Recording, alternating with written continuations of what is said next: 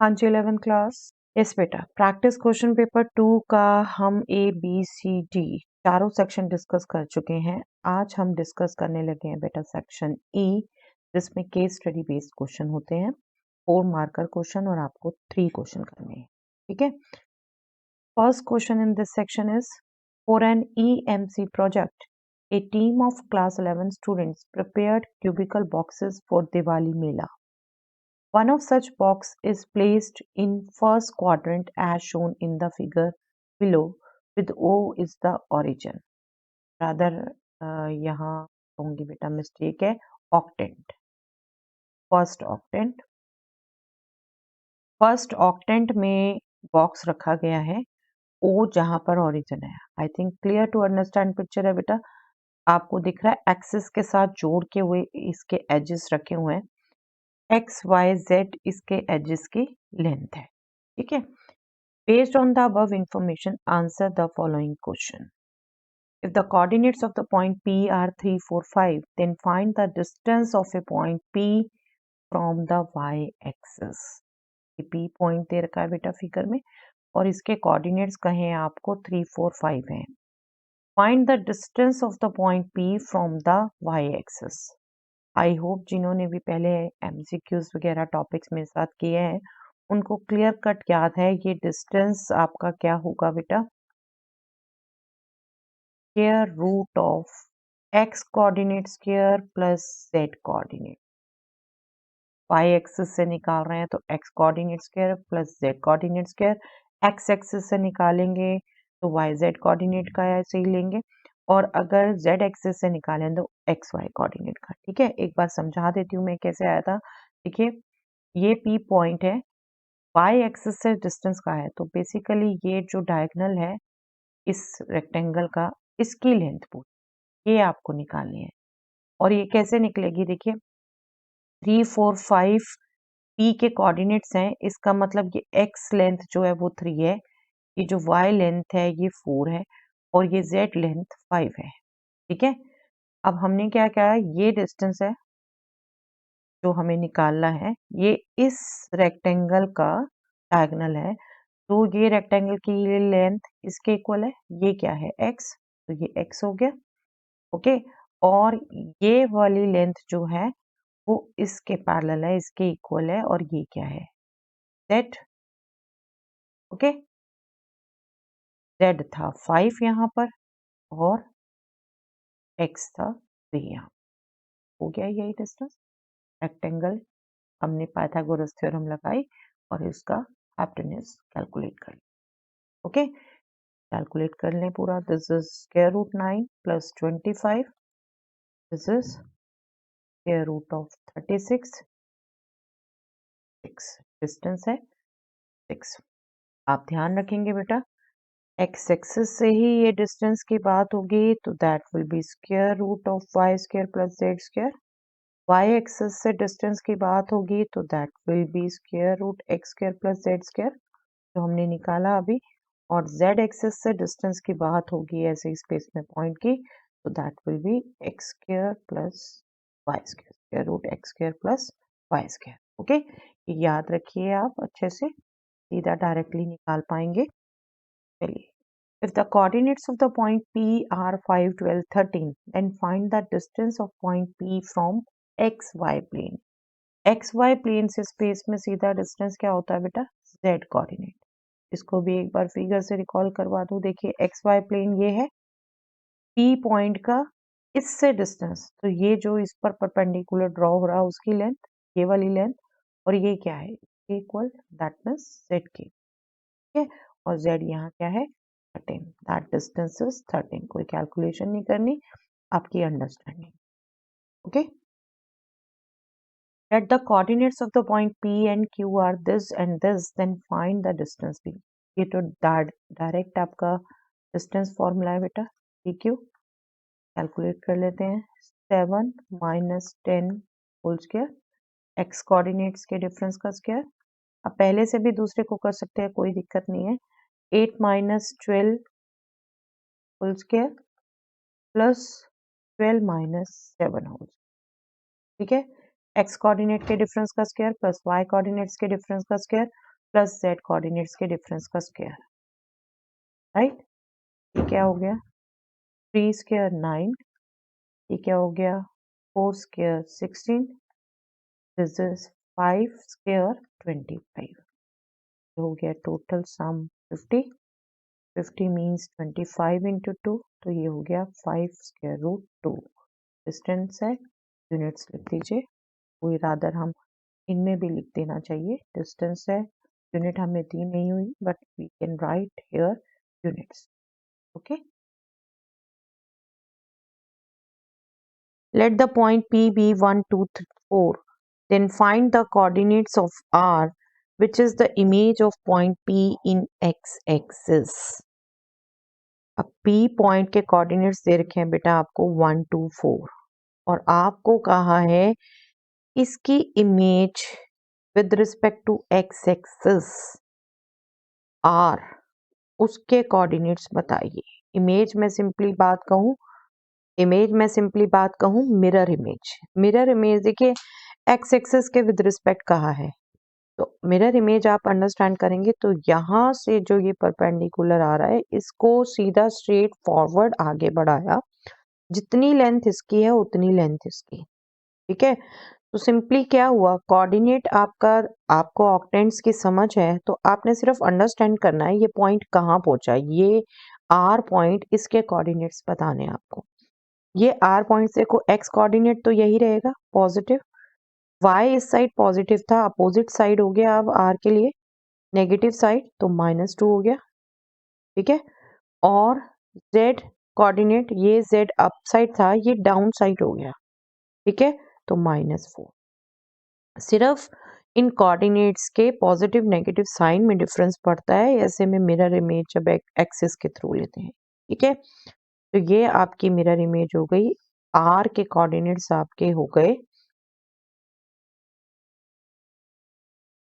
This point is are आपको दिया ही है नाम, उसके कोऑर्डिनेट्स ये हो गए, ठीक है। आगे पूछा है also find in which octant R do lies, R कौन से ऑक्टेंट में है, आपको ऑक्टेंट्स की समझ है तो बेटा आप क्विकली कह सकते हैं R is in 8th octant, 8th octant, ठीक है। एक बार मैं रिकॉल करवा देती हूँ आपको 8 पे नहीं याद आता तो आप बिल्कुल X O Y dash Z dash name से भी लिख सकते हैं, ठीक है। यहाँ पर आपको एक बार रिकॉल करवाऊं, देखिए ये आपका फर्स्ट ऑक्टेंट, इसके पीछे सेकंड, थर्ड, फोर्थ, ये z पॉजिटिव साइड में ऊपर के लेते थे, फिर आप नीचे इसी के नीचे से स्टार्ट कर देते, फिफ्थ, सिक्स्थ, सेवंथ, एट्थ, ये 8th ऑक्टेंट, ठीक है। चलिए next, Manya, a student of class 11th on her winter vacation, visits 4 places: Kurg, Kerala, Ooty, and Shillong in a random order. Based on the above information, answer the following. Simple सी information है कि बेटा Manya 4 places घूमी है, Coorg, Kerala, Ooty and Shillong in any order, ठीक है। चलिए, what is probability that she visits Coorg before Ooty, probability का क्वेश्चन है बेटे, तो पहले एक बार हमें टोटल केसेस निकालने पड़ेंगे। टोटल केसेस मतलब कितनी वेज से इन 4 प्लेसेस पे मान्या विजिट कर सकती है, ठीक है। Total number of ways to visit these 4 places, क्या होगा, एक तरीके से हम इनका अरेंजमेंट कर रहे हैं बेटे, पहले कौन सा प्लेस घूमा, फिर दूसरा, तीसरा, फर्क पड़ता है, पहले दूसरा कौन सा, तो वो डिफरेंट माना जाएगा वे। तो आपका 4 प्लेसेस में से 4 का एक तरीके से अरेंजमेंट हो रहा है, and 4p4 is what, 4 factorial, that means 24, okay. 24 ways से ये 4 प्लेसेस घूम सकती है, टोटल वेज ये हो गए। अब प्रोबेबिलिटी हमने निकालनी किसकी है बेटा, ही विजिट्स कुर्ग बिफोर ऊटी, कुर्ग ऊटी से पहले घूमी वो, ठीक है, लेकिन कितनी पहले, जस्ट पहले, 1 प्लेस पहले, 2 प्लेस पहले, ये कुछ नहीं बोला। ये कुछ नहीं बोला तो वो सारे केसेस आप कंसीडर करोगे कि बेटा कुर्ग जस्ट पहले भी घूमी हो सकती है, कुर्ग और ऊटी के बीच में एक प्लेस भी विजिट किया हुआ हो सकता है, और कुर्ग और ऊटी के बीच में बाकी 2 प्लेसेस भी विजिट किए हो सकते हैं, बस पहले ही तो घूमी। तो इन तीनों केसेस के आप फेवरेबल केसेस निकालेंगे, इसकी आप अंडरस्टैंडिंग करेंगे, और टोटल फेवरेबल वेज वो आप निकालेंगे। फिर जस्ट प्रोबेबिलिटी आपने क्या करना है, फेवरेबल डिवाइडेड बाय टोटल, जो हम निकाल ही चुके हैं, टोटल 24 है। अब फेवरेबल के लिए अंडरस्टैंड करें, अगर कुर्ग जस्ट ऊटी से पहले घूमी बेटे, तो इन दोनों को कंबाइन करके आप एक प्लेस मान लो, बाकी 2 प्लेस, 3 प्लेस का अरेंजमेंट करना आपने 3 फैक्टोरियल बेस से होगा। 3 प्लेस का 3p3 बेस से, तो 3 फैक्टोरियल बेस से ही होगा ना ये। और फिर अगर कुर्ग और ऊटी के बीच में एक प्लेस घूमे, चलो सबसे पहले कुर्ग घूमे और ऊटी बाद में घूमे, एक प्लेस बीच में केरला हो सकता है, शिलोंग लास्ट में हो सकता है। कुर्ग सबसे पहले घूमे, ऊटी फिर बाद में घूमे, इन दोनों के बीच में शिलोंग घूमे हो सकते हैं, केरला बाद में हो सकता है। और कुर्ग और ऊटी के बीच में होना है, तो कुर्ग और ऊटी इस प्लेस में भी तो हो सकते हैं ना। अगर सेकंड में कुर्ग घूमे, तो स्टार्टिंग में केरला भी घूमे हो सकते हैं, कुर्ग के बाद शिलोंग भी घूमे हो सकते हैं, या फिर स्टार्टिंग में शिलोंग और कुर्ग के बाद केरला भी घूमे हो सकते हैं। ये 4 ऑप्शंस हो सकती है ना इसकी। तो आपके यहाँ हो गया ये 4 वेज, ठीक है। कुर्ग और ऊटी, कुर्ग सबसे पहले, ऊटी सबसे लास्ट में, यही चांस है बिफोर में। तो यहाँ तो 2 ही वेज है बेटा इन दोनों के लिए, केरला पहले शिलोंग बाद में, या शिलोंग पहले केरला बाद में। तो ये टोटल 2 वेज हो गई। अब इसको कैलकुलेट कर लें, 3p3 मतलब 3 factorial 6 plus 4 plus 2 that means 12 places. 12 places favourable हो गए, 12 veg.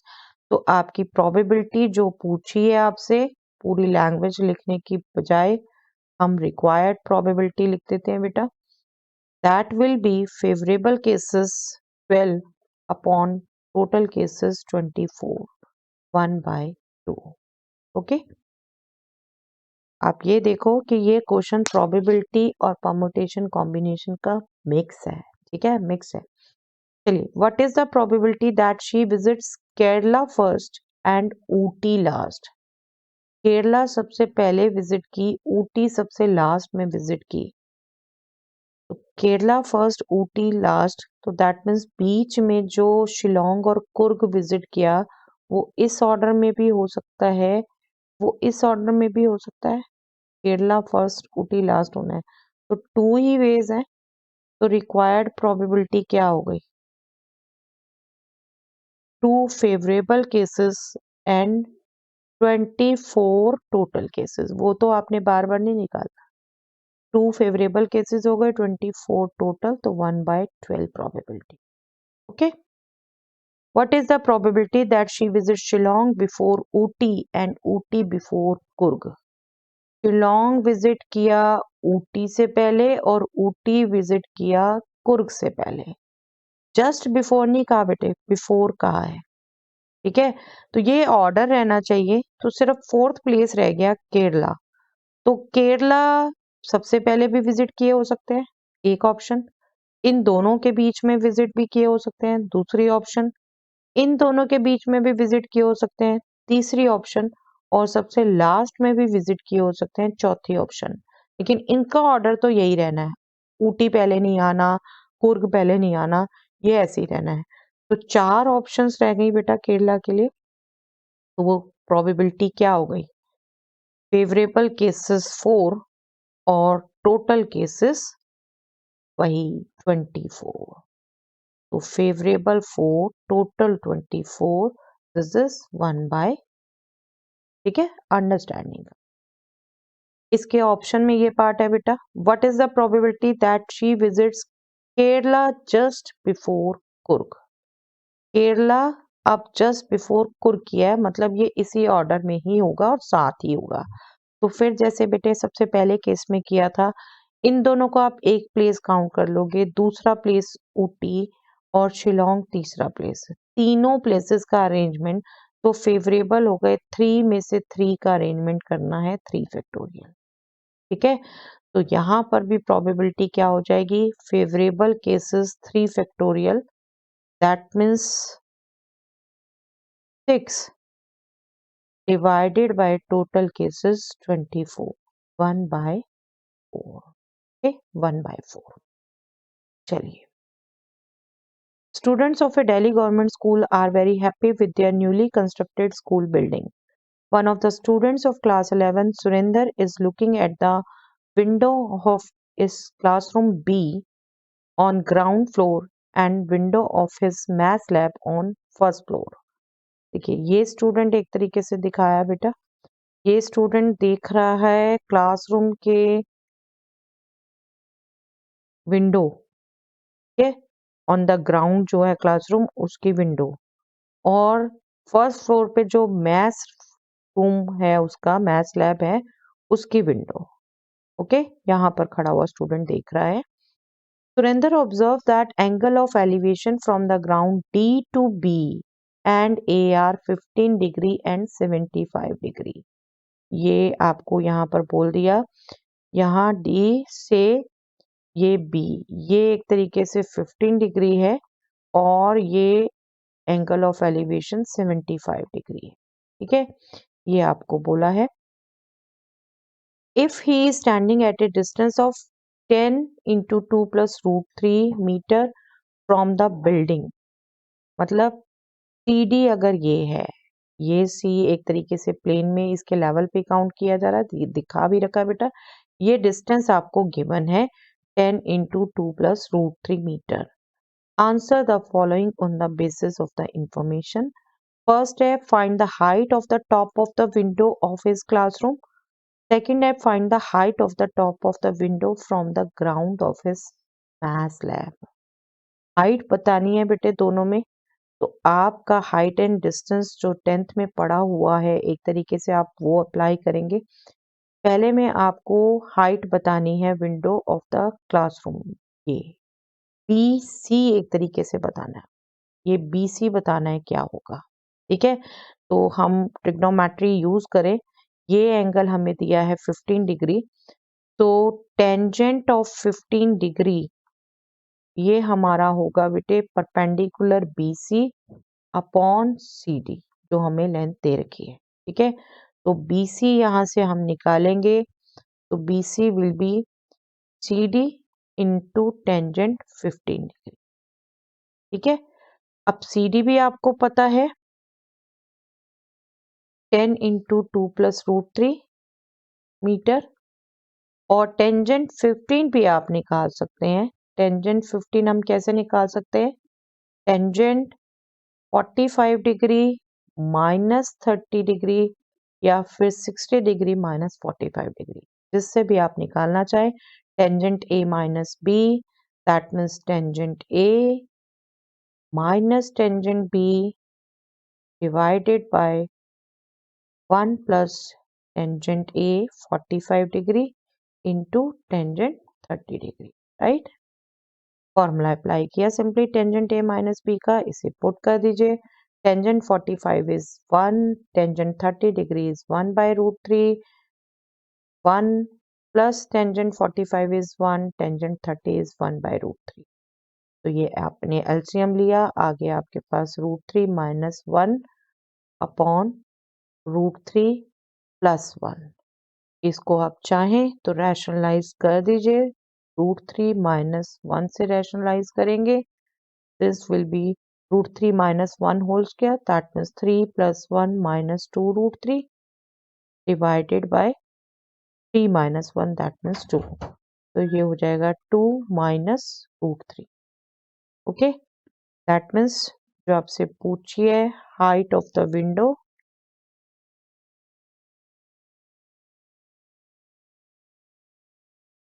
Of classroom,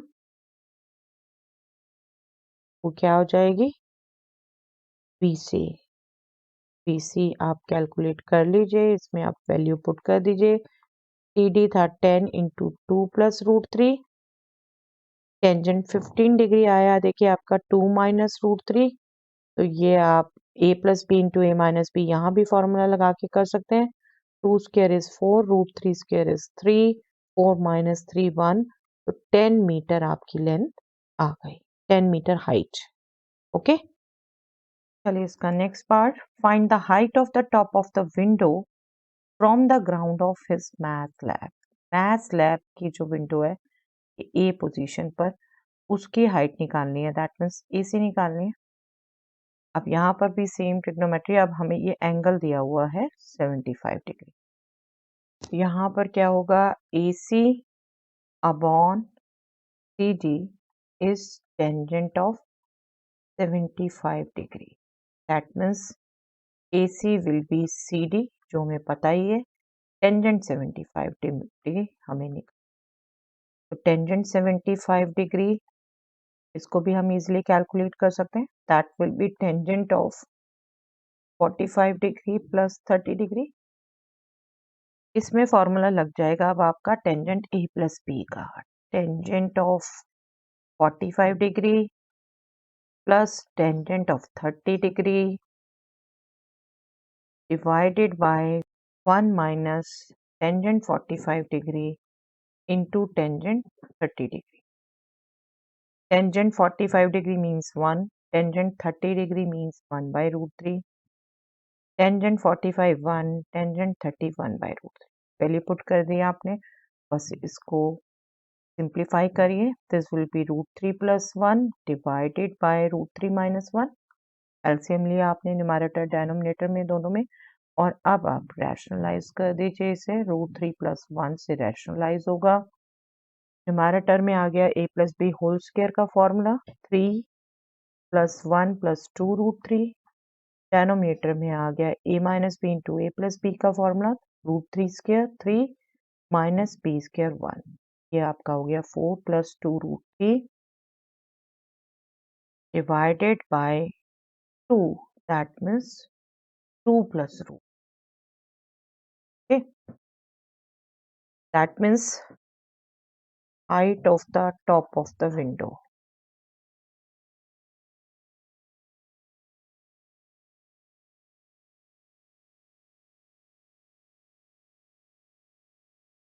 of maths lab. This will be CD into tangent 75 degree. CD आपके पास है 10 into 2 plus root 3, और टेंजेंट 75 डिग्री भी आपका बाई चांस 2 प्लस 3 आया है, तो यहाँ आप a plus B whole square का फॉर्मूला यूज कर सकते हैं, this will be 10 into a square 2 square 4, b square root 3 square 3 plus 2 into a into b 4 root, क्या आया 7 प्लस 4 रूट 3, तो 10 into 7 plus 4 root 3 unit. Okay, ये distance आ गया आपका मैथ्स लैब AC।